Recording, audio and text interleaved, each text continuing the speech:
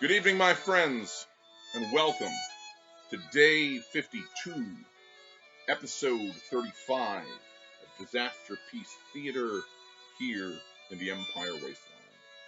For those of you that are returning, of course, welcome back. And for those of you that it is your first time, welcome to my parlor.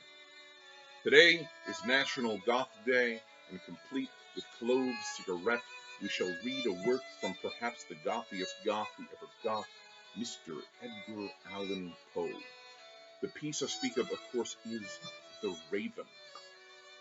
Many of us, this was our first introduction into Gothic poetry. So, let's give it a shot. I hope you enjoy. Once upon a midnight dreary, while I pondered, weak and weary, over many a quaint and curious volume of forgotten lore, while I nodded, nearly napping, suddenly there came a tapping, as of someone gently rapping at my chamber door. "'Tis some visitor," I muttered. "Tapping at my chamber door? Only this, and nothing more."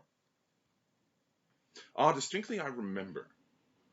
It was in the bleak December, and each separate dying ember wrought its ghost upon the floor.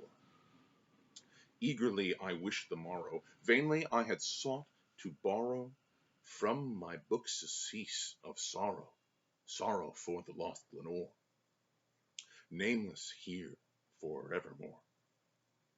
And the silken, sad, uncertain rustling of each purple curtain thrilled me, filled me with fantastic terrors never felt before, so that now, to the still beating of my heart, I stood repeating, "'Tis some visitor entreating entrance at my chamber door, some late visitor entreating entrance at my chamber door.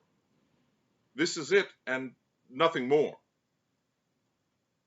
Presently my soul grew stronger, hesitating then no longer. "Sir," said I, "or madam, truly your forgiveness I implore. But the fact is I was napping, and so gently you came rapping, and so faintly you came tapping at my chamber door, that I scarce was sure I heard you." Here I opened wide the door. Darkness there, and nothing more. Deep into that darkness peering, long I stood there, wondering, fearing, doubting, dreaming dreams no mortal ever dared to dream before. But the silence was unbroken, and the stillness gave no token, and the only word there spoken was the whispered word, "Lenore?" This I whispered, and the echo murmured back, "Lenore!" Merely this, and nothing more.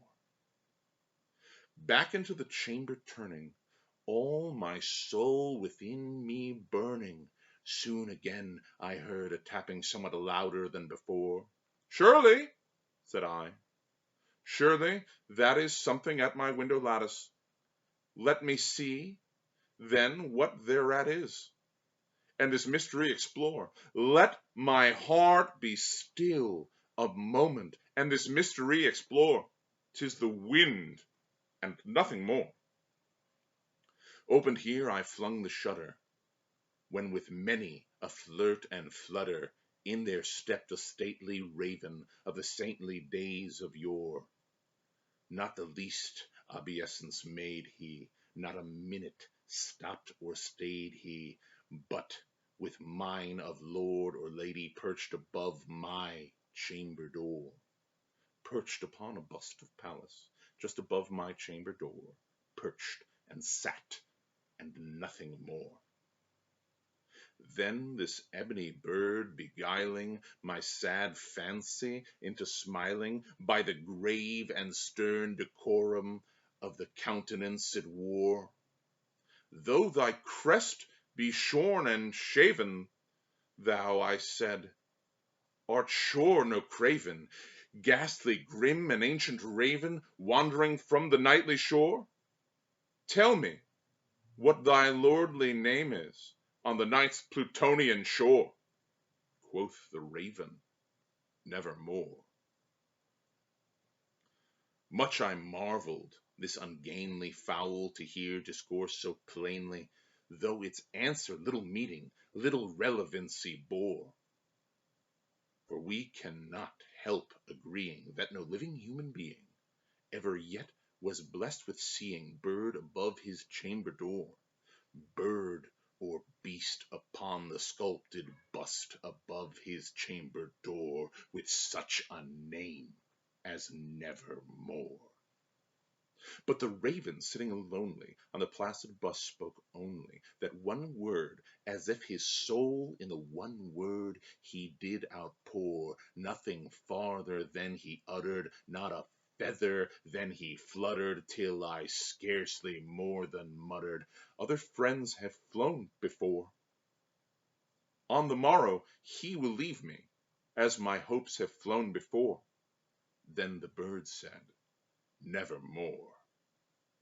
Startled at the stillness broke by reply so aptly spoken, doubtless, said I, what it utters is only stock and store, caught from some unhappy master, whom unmerciful disaster followed fast and followed faster, till his songs one burden bore, till the dirges of his hope that melancholy burden bore, of nevermore. But the raven, still beguiling all my fancy into smiling, straight I wheeled a cushioned seat in front of the bird and bust and door.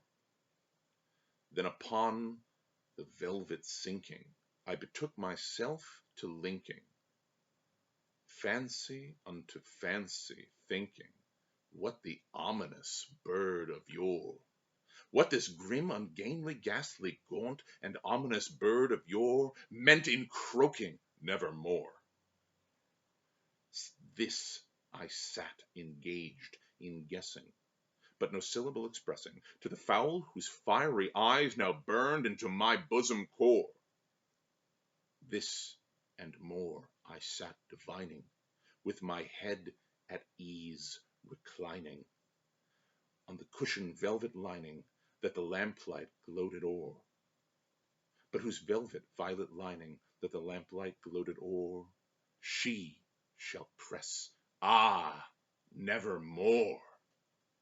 Then methought the air grew denser, perfumed from an unseen censer swung by seraphim, whose footfalls tinkled on the tufted floor. Wretch!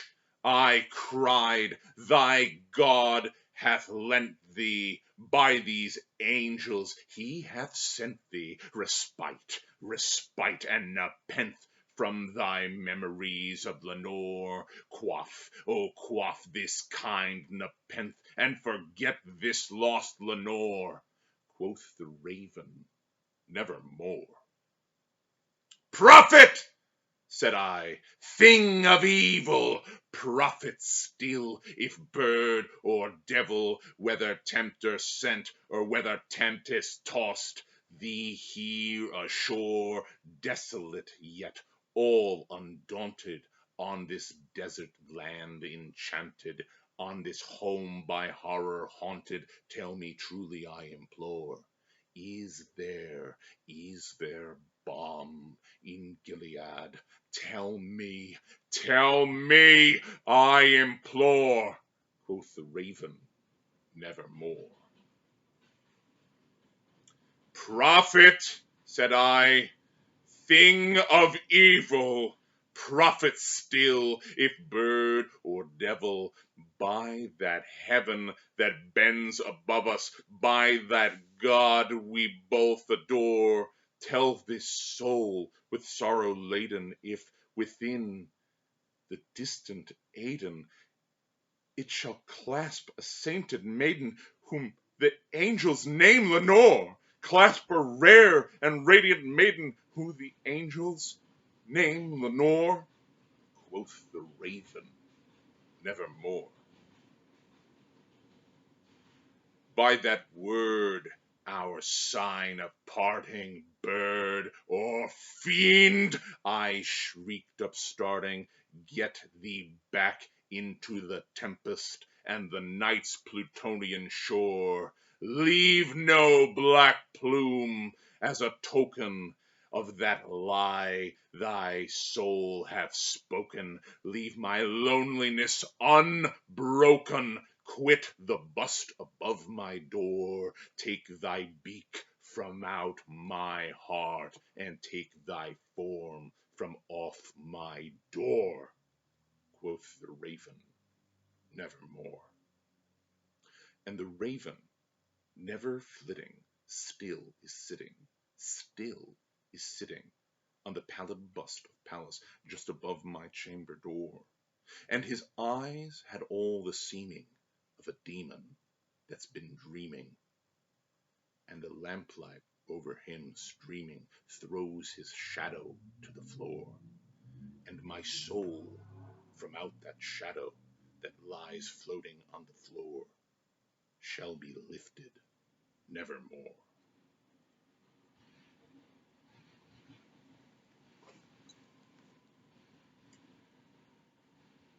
Like I said, one of the gothiest goths that ever gothed, Mr. Edgar Allan Poe. My friends, I thank you for joining me tonight. As always, keep it spooky, keep it safe, and cheers.